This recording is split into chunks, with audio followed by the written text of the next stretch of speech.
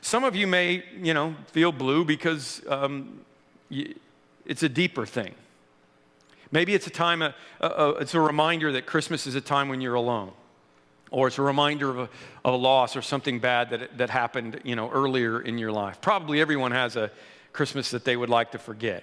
Do you have a Christmas you'd like to forget? Ours was 1995. Turned out fine, but in the moment, it was a really, really bad time for us. Our 5-year-old daughter, who's the one that's married and lives in California, she was complaining of stomach problems, and she said, my tummy hurts, and we'd take her to the doctor, and he'd not find anything, and she also had this cough, so we were just confused.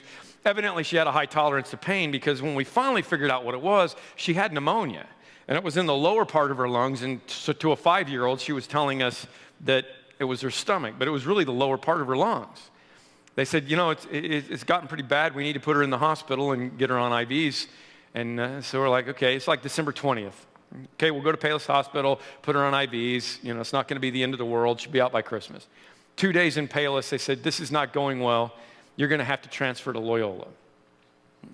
22nd of December, we're transferring to Loyola.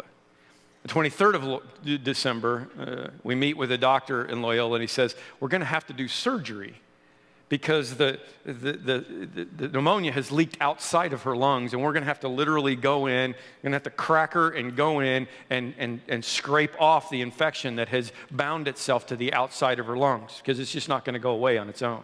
He said, everything's going to be fine. I do this all the time. Usually only in older people. It's called empyema. And it happened to your 5-year-old daughter. We got to go in. So we're like, okay, well, we got to do what we got to do.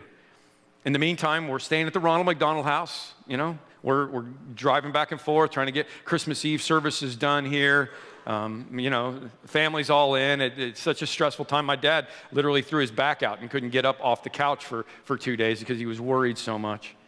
Never forget the feeling. We're in our normal room that she's supposed to come back to when the stretcher goes by and they wheel her by us and they say, hey, she's not going to come back to this room. We're going to take her to ICU so we can watch her more closely. Well, it's never good. You can't make that sound good to me. So we spent Christmas in pediatric intensive care at Loyola Hospital. It's not a good place. It's a Christmas we'd like to forget. Our daughter made it out, obviously. She can't scuba dive. She's got some lung things, but she's fine.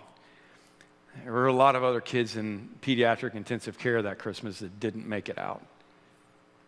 I want to say hats off to you and pray for our healthcare professionals during this season.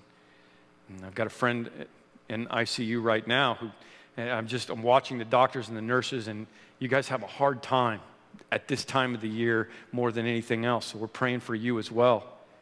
I don't know what it is for you that this represents, but what we've got up here, just so you know what the candles are about.